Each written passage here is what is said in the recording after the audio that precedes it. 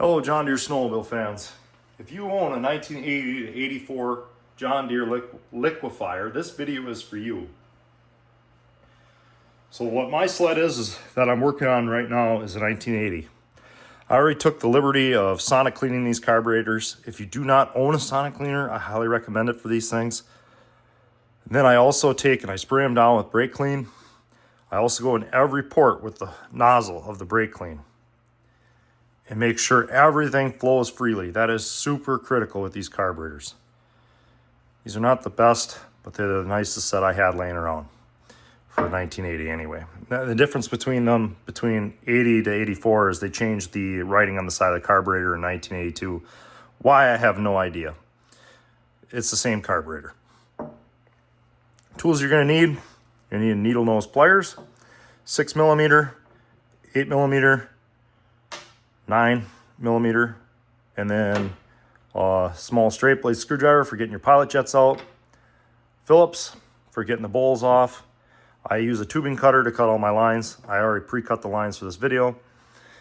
I do use a punch set, and that's for getting the, I use it for getting the needle valve out and the float arm. So that's the two things I use the punch set for. You got to be very careful with that you don't break these ears off when you're taking them apart. Just so you know, it'd be these ears here. Just very careful with them. I broke those before on pure accident. So I'm going to go off of this book here. This is the 1983 Fine Tune Manual. You can usually find these on eBay. They can be pricey, but they are on there. They're all the same. The jetting's all the same from 1981 to 82, 83, 82 and 83 clutch recommendations for your TR800. This is an 80, so I'm dealing with a 102C, but that's not about this video. So, because I'm at sea level, I'm going to have 150 main jet, 110 PTO jet for my power jet. So, you're going to need a paint marker as well to mark the side of your bowls. So you remember once you put it on the carburetor, hey, this one is 110, this one is 105, or whatever one I put it on at that time. Then your needle, which is the long needle that hangs off your float, or I apologize, not your float, your slide. That needle is going to be a 6DH22. It will be stamped in the needle. Then the needle valve, or jet, is this thing here. This is your needle jet. And this here is a P4. You probably can't read it, but it's stamped in it as well, right here on the end. So then, your throttle valve, you have a 3.5 cutaway. That is the part everybody calls their slide. It's going to have a cutaway that regulates how much air flows through the carburetor. Then you're going to have your pilot jet, which is basically your idle circuit, is a 40. And then you're going to have 1.5 turns open on your air screw. No more than that, otherwise you'll have very bad lean conditions. You're going to want to be around 2,000, 2,500 at idle on your tack. I usually set mine a little lower. I got an 84 that's set at like 1,500 and it runs just fine and comes out of the hole just fine. But on an 80, I'll probably run it up around 2,000 because the ignition's a little doggy on an 80. So now that we've got that taken care of, I'm going to kind of go through everything inside this thing. So first, the way I usually do it is I'll assemble the carburetors. So we'll tip them up here, get them like this. So we'll do the needle and seat plus our baffle plate. And how that goes together is you're going to have these little red washers. One goes under your baffle, one goes on the other side of your baffle, like this. This is your seat. Now, if you decide to buy new needles and seats, be very careful. If you decide to buy new needles and seats, look at your original seats. If you notice on the bottom of this, if I can get it up to the camera lens, it says 1.2. So make doggone sure and triple check that you're getting the exact same stuff, because you can otherwise have problems. And the new needles today, I don't know what it is. I try to reuse the original ones if they're okay. In this case, they are okay, so I'm going to reuse them. So you need to put it together like so. So as you can see, you got a red washer, your baffle plate, and your red washer, and your seat. And I might have made a mistake here and already put this together wrong for you guys. And I did. So this flat surface actually goes to this side. So 1 second.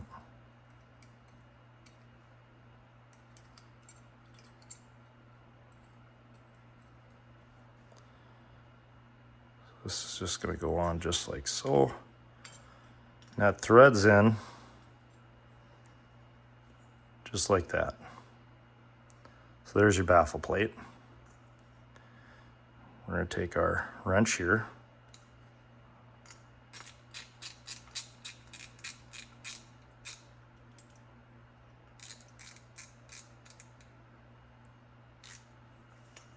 I try to make sure it's centered as best as I can before I tighten it down. Be very careful now when you tighten this down, because if you wreck the washers,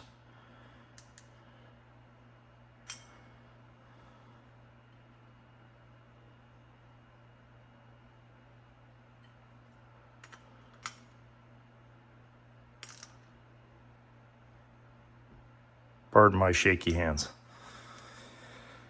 So we've got this one installed. And that's what you got. As you can see, red washer, baffle plate, red washer, seat. So then we're going to put our needle in. This is our needle. Oh, I should probably tell you, if you're reusing your original needles, watch out for this little piece. Make sure it moves and it functions. There's a spring in there. These will get seized up and then they will not work and it'll give you fits. We're going to put that in our seat. Now, next part is our float arm. Watch how these pins come out, because this pin holds your float and it does matter. Sometimes. I guess I should watch how I say that. Sometimes they fit one way but not the other.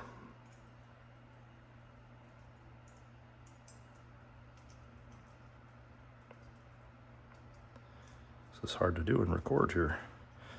As you can tell, this carburetor is a little bit loose, so that pin went right through without a tap of a hammer. Not a big deal. The bowl will keep it from sliding out.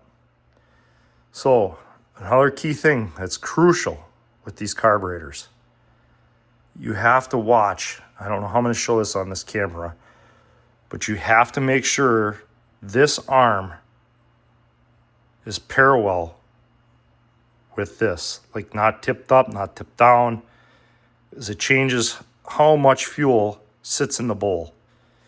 Because when it's down, I don't know if this is going to work for you guys, but when it's down, see the float arm's down. Well, that allows this needle to drop out of the way, and it allows fuel to fill the bowl when the fuel pump's running. When the carburetor gets full and the floats come up, this caps off the needle and no longer allows fuel inside the carburetor. So the key is to make sure you're level. See what I'm talking about there? You want to be level with this face, like in the sense of like just flat. So I might have to adjust this a little bit, because as you can tell, I'm actually, I don't know if you can see it, I'm slightly tipped up. So I'm going to want to adjust it down. So there, now we got that in there. We're going to take our needle jet, this P4. This is where the pliers comes in, but be very careful because this is very flexible. It's made of brass, so you can break it really easy. So we're going to go in through this side of the carburetor. If you don't have nimble fingers, this could be a struggle for you.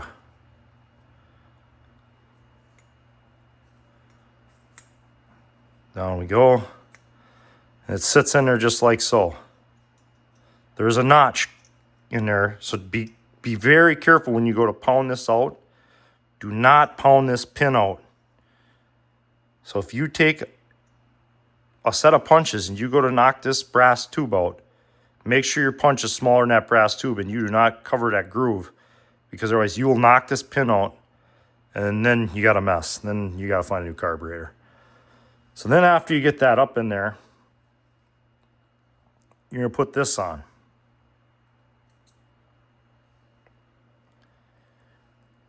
Then this piece threads on. Now I am putting it together used right now, but I do have a brand new O-ring. We're going to replace that here in a second. So I know some of you guys have probably done these before and you're probably going, hey, your O-ring is used. Why are you using a used O-ring? I'm not. I'm just putting it on there just for putting this together. Be very careful. Again, this is brass. You can break this stuff, so you're going to want to be very careful. This O-ring actually looks like it must have been replaced at one point in time. I'm replacing it because we're right here. I don't know when it was replaced, if it was 20 years ago, 5 years ago. I'm just going to do it. So bear with me here.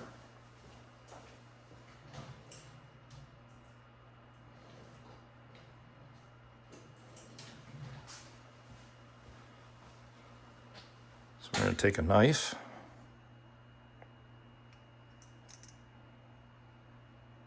Not try to cut myself.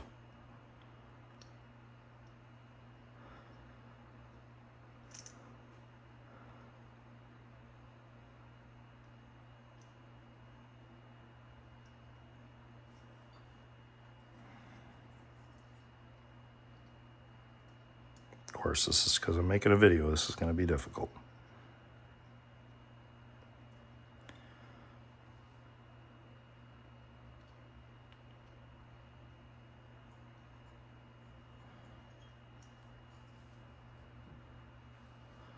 All right, so we got our old O-ring cut off.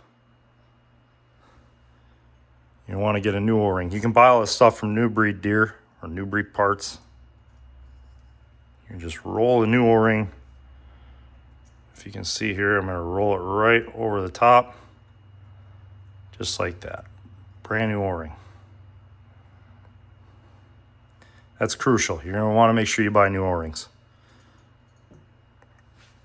Okay, now that we got that, we're going to do our pilot jet. This is our pilot jet. This is a number 40 pilot. And how you know that is you can see it right there by the tip of my thumb, stamped in it or cut in it. So that's going to go right in this front tube here. That's where this narrow screwdriver comes into play.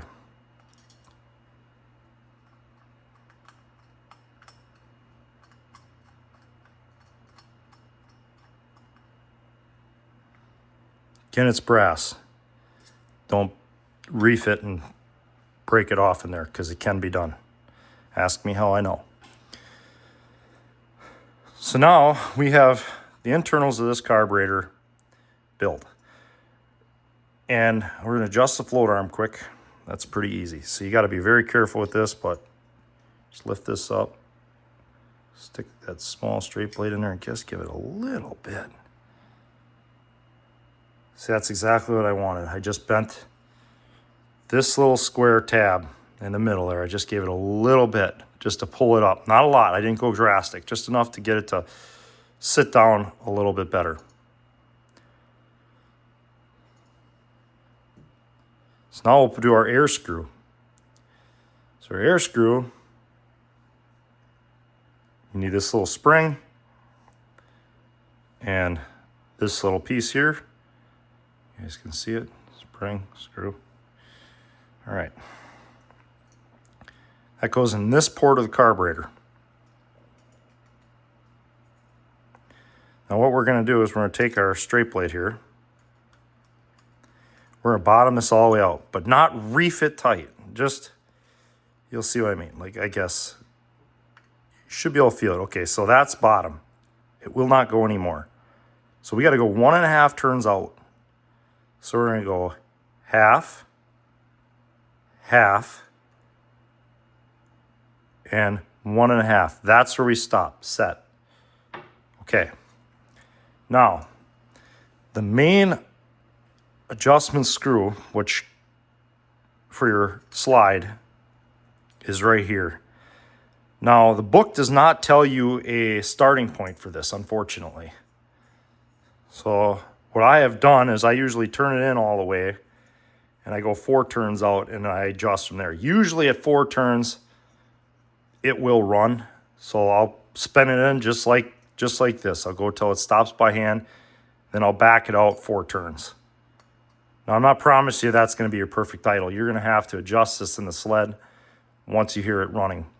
But when you go to adjust this thing, whatever you do to the PTO carburetor, you have to do the mag side. So if you're on, 3 turns out on this one, you got to be 3 turns out on the other one. If you're 4 turns out on the other one, you got to be 4 turns out on this one. So we're going to go half, 1, half, 2, half, 3, half, 4. Now your idle might be pretty high there, but again, you can start it, and if it starts and it's running really high, then you can back this out, go to both carburetors, go on a full turn, start it again, see how high you are. If it's still really high, I wouldn't think you're going to get all past 5, but you might. I would just go out another one. If it's still high after 5, go out to like 6 and see where you are. Every carburetor is a little different.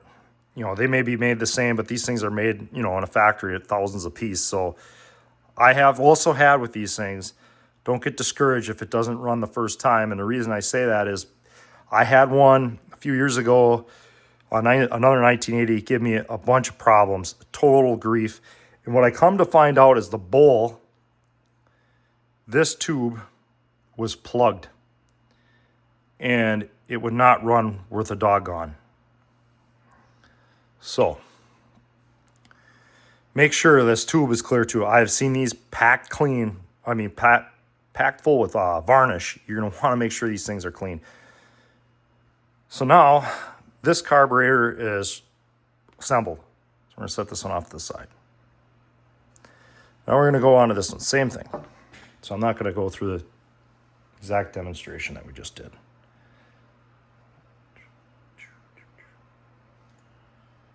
I'm going to check again, make sure it's a 1.2. It is, so it is the same.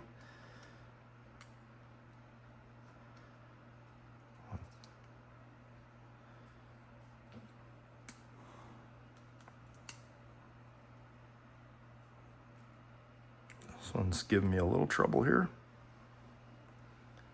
So we got that together.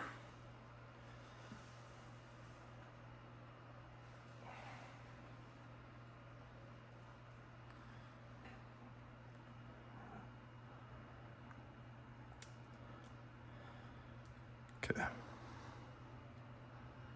Again, pardon my shaky hands. Hopefully you guys don't have that problem, and this will go way easier for you.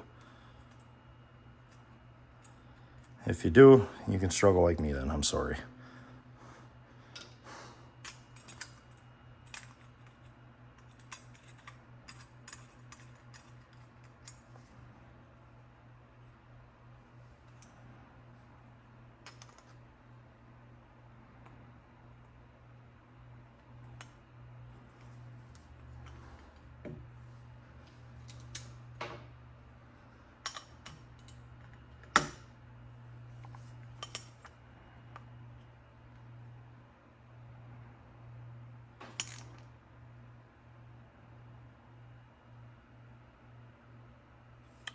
I just realized I made a mistake for you guys, but we will correct that this time on this one. So I will have to take this arm back off because I just realized I did make a mistake. I'll explain here right now. So here's your needle.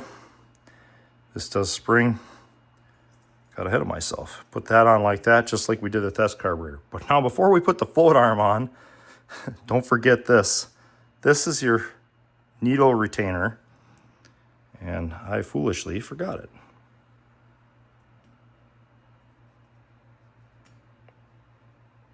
that just snaps on like that. Here, I'll show you. You guys see it there, hopefully. Just snaps on. I will have to get that on this one. We're gonna grab our float arm and our pin.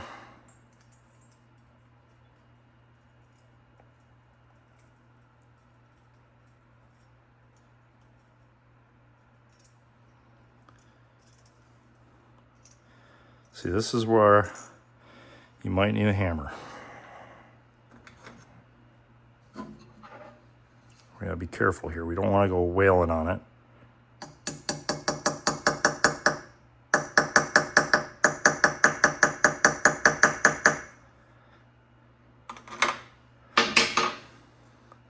So you don't have to go pounding on it, but it's still a little bit out, but it probably is not going to affect a dang thing.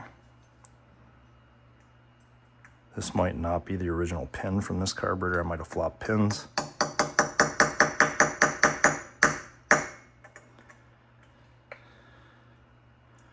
All right, now we're seated.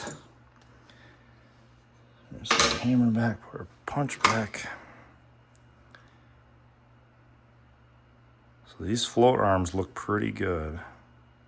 So I'm gonna leave this one. So we're gonna put this in next. P4 again. Just gonna double check. Yep, it says P4.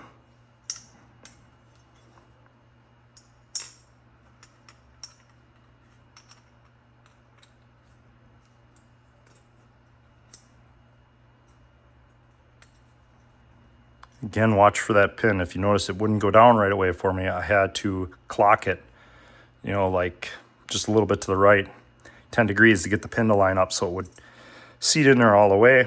Or put our washer back on. Put this on there like so. Grab our 8mm.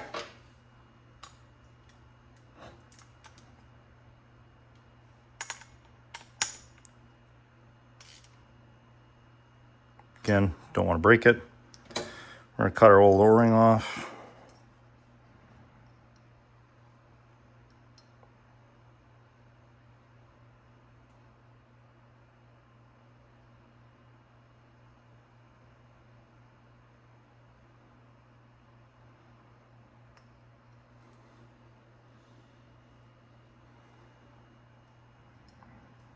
So we got our old O-ring removed. Tell that one's original because it's really flat.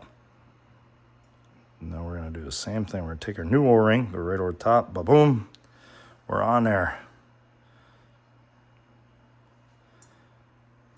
Now we're going to grab another 40 pilot jet.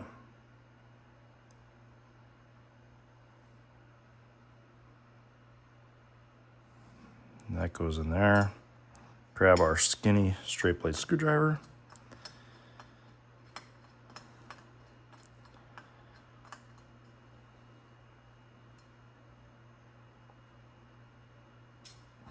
Make sure that's tight. Now we're going to put our air screw in, 1.5 turns, same thing.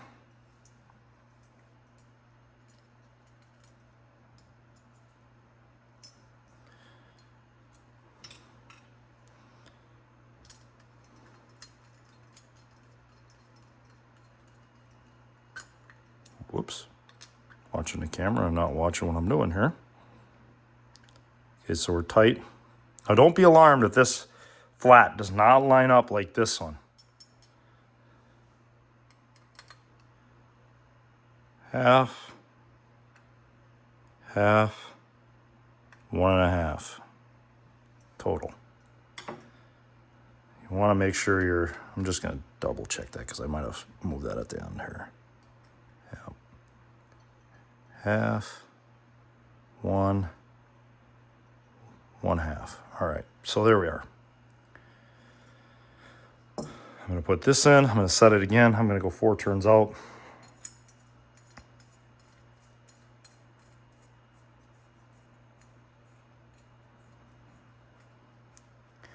And before I forget, I'm going to put that needle clip on this one. So we got a half.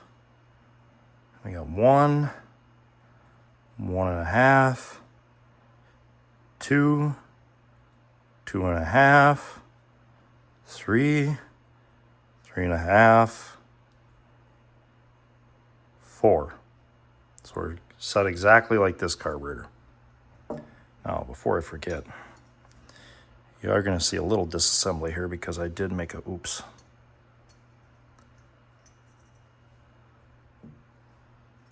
Pull this out, set this off the side for a minute. Grab this clip since I did so forget it.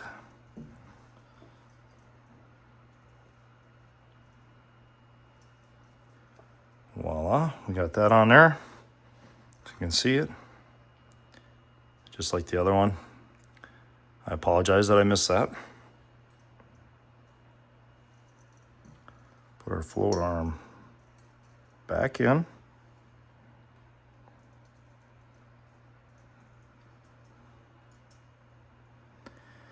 Just like that, we got our pin in. Carburetors are together. The main part. All right, this is where the paint marker comes in. So you got 2 bowls, obviously, for each carburetor. This one does have some pitting in the bottom. I'm hoping it's not going to give us too much grief. It might.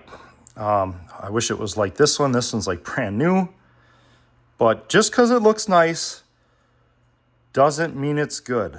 I could put this in this sled and it might give me all sorts of problems. Like I said, I had one with a bad bowl. I'm hoping this is not it. I think I put a tag on it and threw it away. If not, I will find out later when I go to start this sled.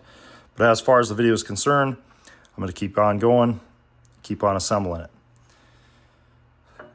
So you have this hole here is for your power jet. Now your power jets look like this. Now you have a 105 and you have a 110. And the reason you need a paint marker is you want to write on the bowl which one's which. So I'm going to grab a paint marker.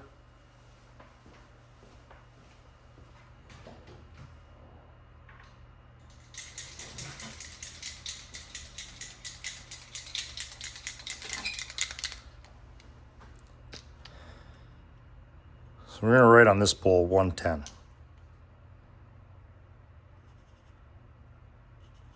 Of course, this marker is going to give me fits here.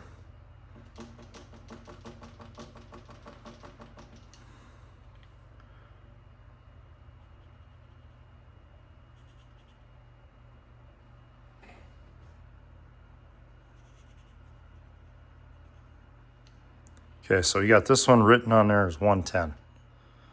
Let that dry while we write this one down. So we're going to call this one 105. And like I said, I wish it was a little nicer of a bowl. Unfortunately, it is not. But it should run. It's pretty clean, other than that pitting in the back, which is pretty bad, but I have ran worse, so I think it'll be okay. So I'm going to mark this one 105.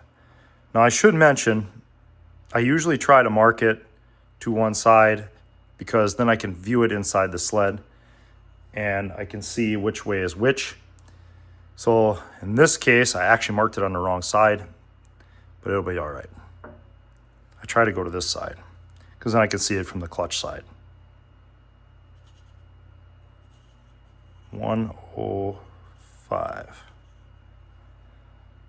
So now I'll let that dry. So now we got that. Now you don't have to make it as big as I did. I know it looks terrible under the hood. I understand. I do this for myself so I don't forget. I mean, if you guys have really good memory and you know which one's which after you put it together, and you don't have to do this, but my memory's not that great, so this is why I do this. Then you're going to want to put your floats in. Well, we'll put our jets in first. The reason I'm going to wait is I do not have the float caps. You can buy replacements of these. I refuse to at $1.98 a piece. I'm a cheapskate when it comes to that. I'll buy all new jets, like all these jets are brand new, but I refuse to buy the new plastic pieces. It's just too much money. I think that's just foolish for what they do. Sometimes if you put it in the ultrasonic cleaner on hot, you can get these to come off without breaking them. Unfortunately, in this case, all 4 of these broke. So now that we're looking in at this side with this spigot, which is this hole, is your power jet. And this one's 110. So now we're going to look at our power jets here. I got lucky. The first one in my hand here, if I can show it to you or not, it's stamped right here. It says 110. So this one, we're going to put in this bowl because we have 110 written on this side.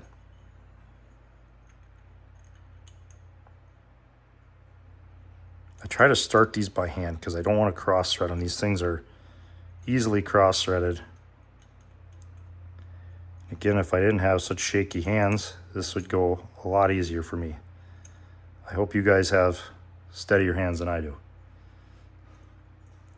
All right, so we got that started in there. I'm going to grab a little bit bigger straight blade.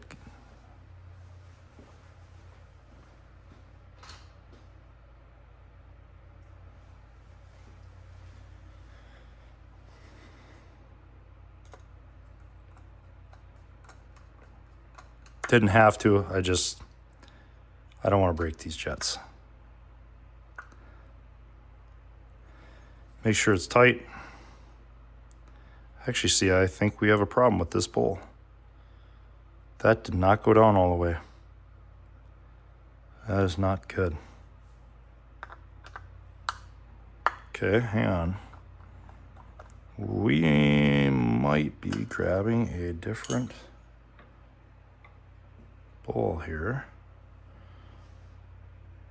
Why did that not go down all the way?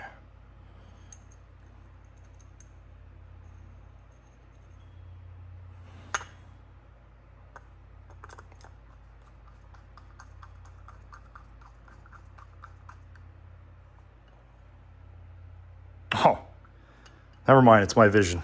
I'm just losing it. I didn't see they cut a groove in the jet.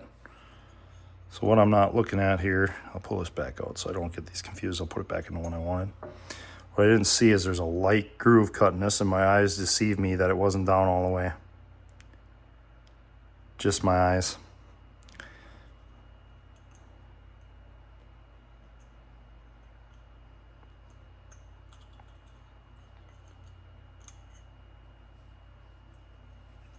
All right. Let's do this again since...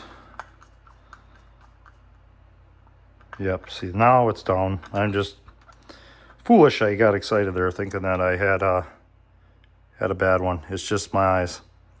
All right, so we're down all the way in the bottom.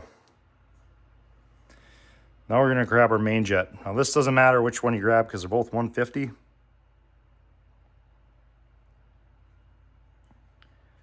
That's going to go right in here.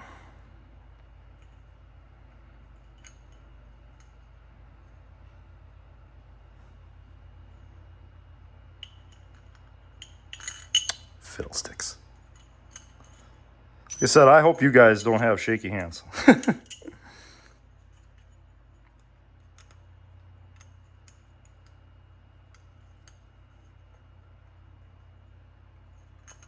I didn't have shaky hands, this would be a lot easier for me.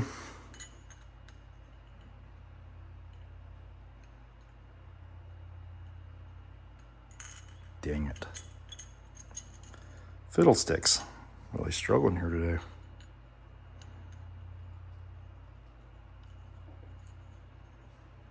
All right. That took way longer than it should have.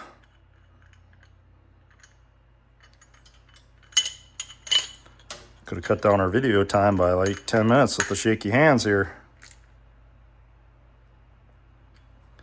All right. That's in there. Nice. Put our floats in.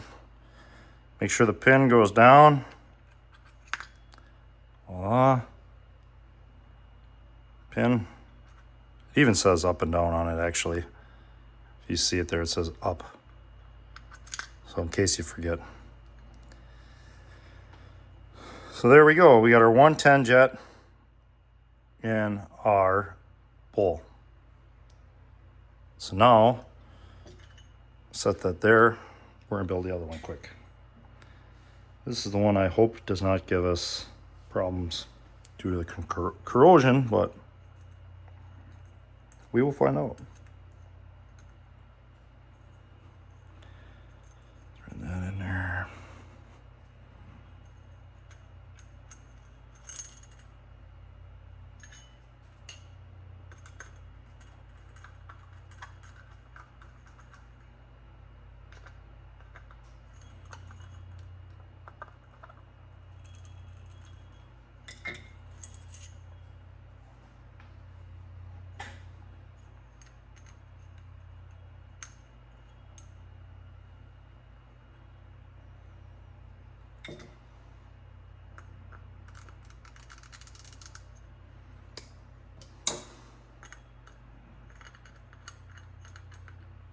That one way better than the last one.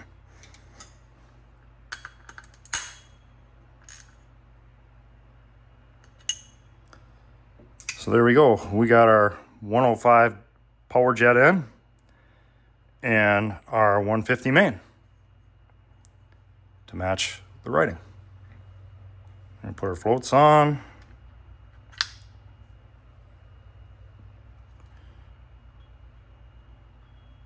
And the last one here. Okay. Now we're going to need new base gaskets, which are these right here.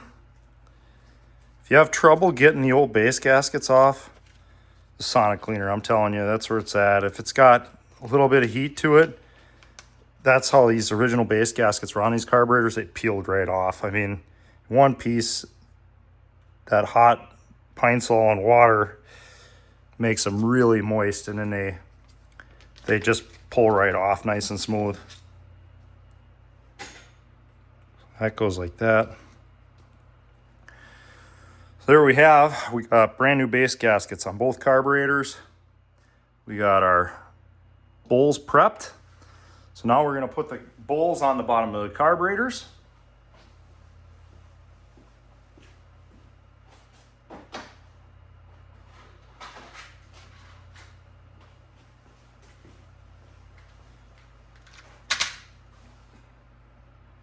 Grab our bowl screws here.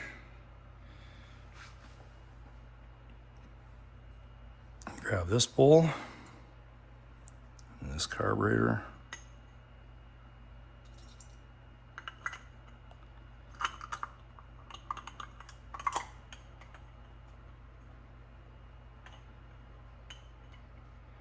So you got to be careful. You're going to have to kind of push down to get over that O-ring. It might give you fits the first time or two.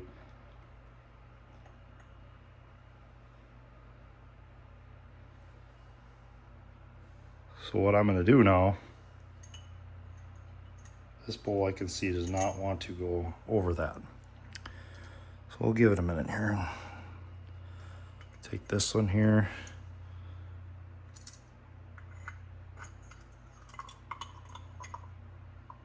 Floats should not come out because that pins are really long in the bowl.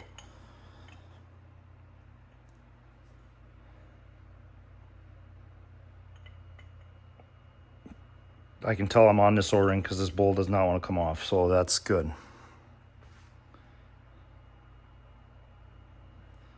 I'm going to set these a little forward here. Put the back screw in here.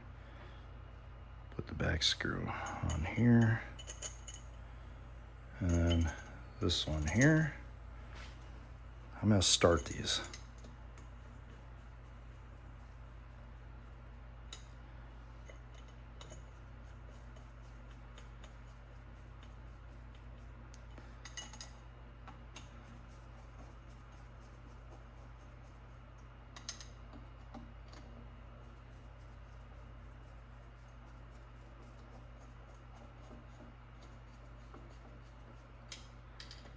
Now I set up the breather lines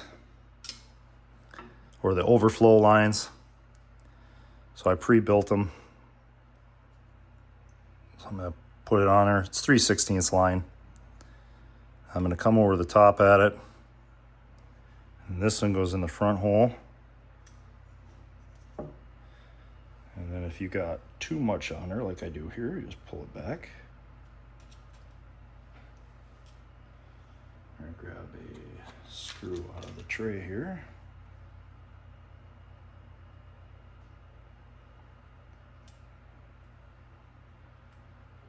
Go through the front hole, like so. Now what I do to get the 3/16 line to fit in these original line holders is I will take the line holder and I will put it in a vise and I'll open it up to 1/4 inch with a drill bit. And I kind of adjust as needed. So there's our first overflow. And we'll grab our second here. They crisscross over from factory, so we're just going to follow suit. Crisscross over.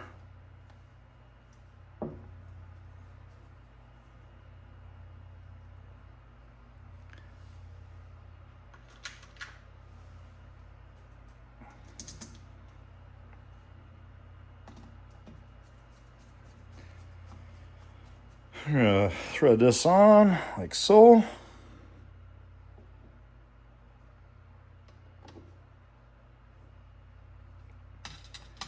Make sure your others are tight.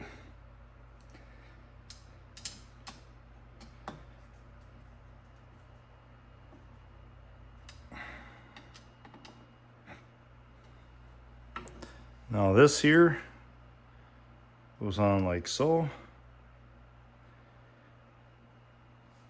Just like that. This one's built. Now be very careful though when you take this off. The sled will run just fine if you break this one off or if you break this one off. But if you break this one off, you're in trouble. This is the most important one on the whole carburetor. I mean, it'll run if this tip's missing or this tip's missing.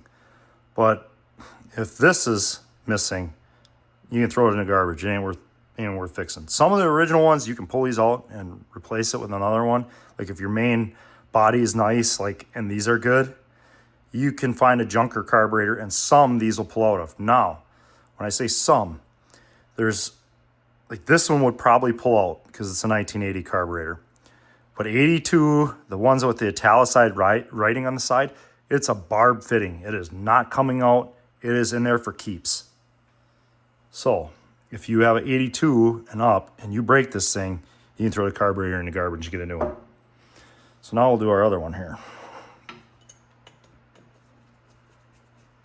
Get these kind of started.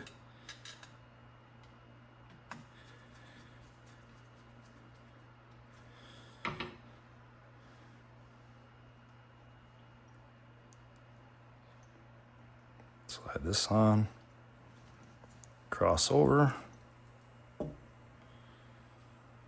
we're going to grab a screw.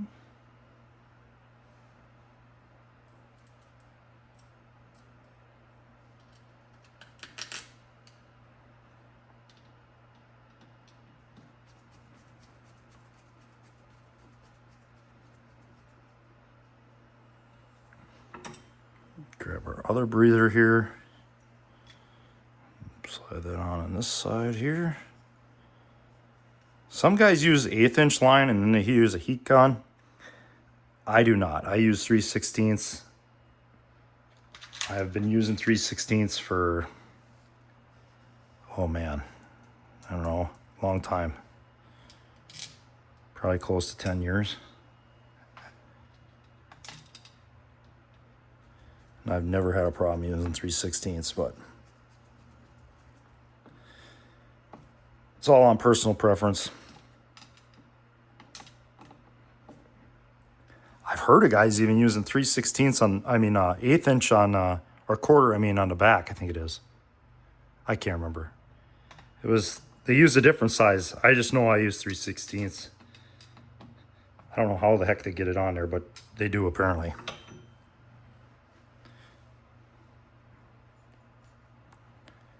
Voila. This one's built too now. Pull this a little forward, put this one a little bit down.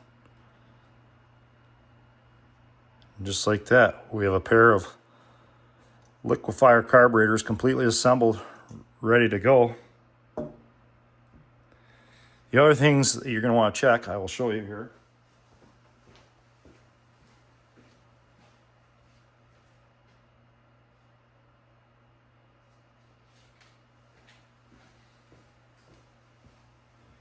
It is really key when you're working on these. I always replace these choke plungers. They can work fine used.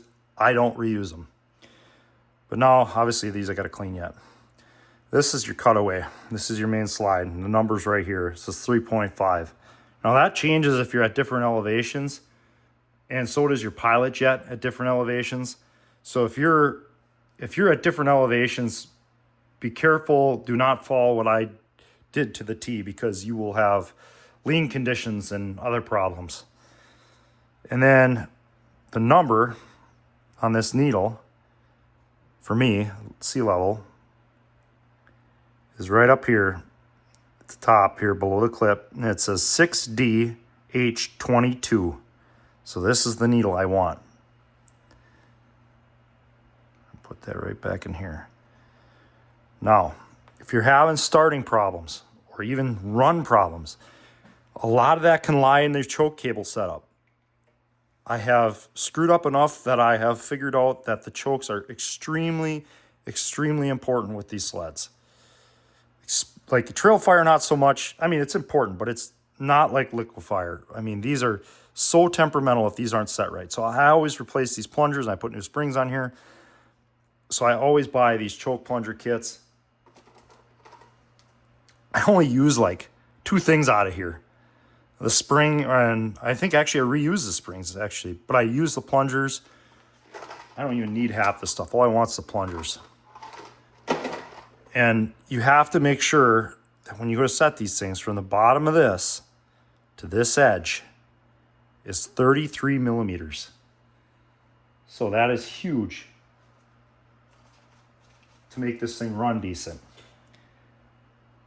Now, let's see if it says right here. I don't even know if this book's going to tell you that. It's going to tell you just about everything, but I don't think it's going to tell you your choke height. But I will prove in the book here. One moment.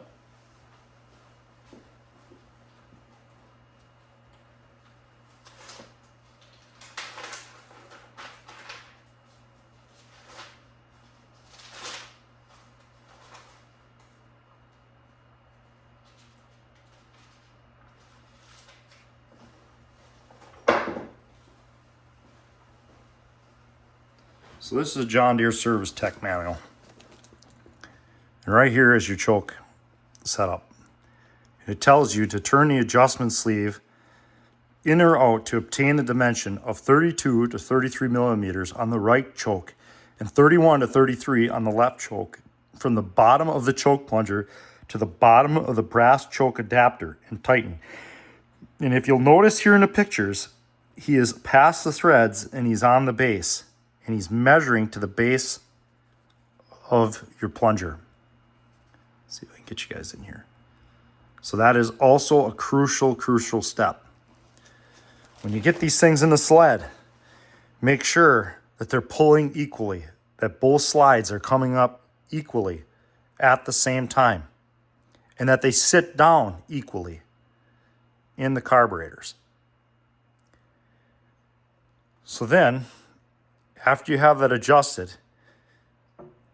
you also, when you do all this, you got to check your fuel pump pull and make sure that when you start hitting that throttle, as soon as you touch that throttle, if these slides start to come up, the lever on your on your oil injection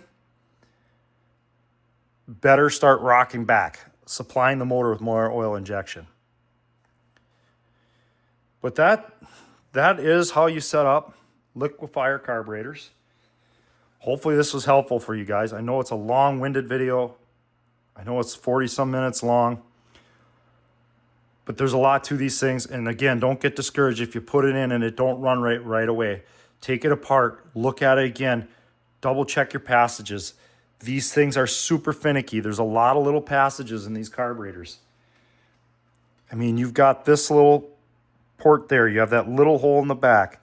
They're all important. If they're not clean, if this isn't breathing, the choke isn't getting all the way down that brass tube and through the bowl where the fuel level sits, it is not going to start. You got to make sure this is clean. Make sure there's like no mud daubler nests in here. I have seen that many times. So you got to really be careful that you get these things clean.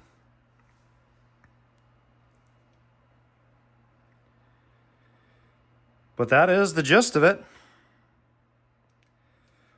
Hopefully that helps you guys, and there they are. Thanks for watching.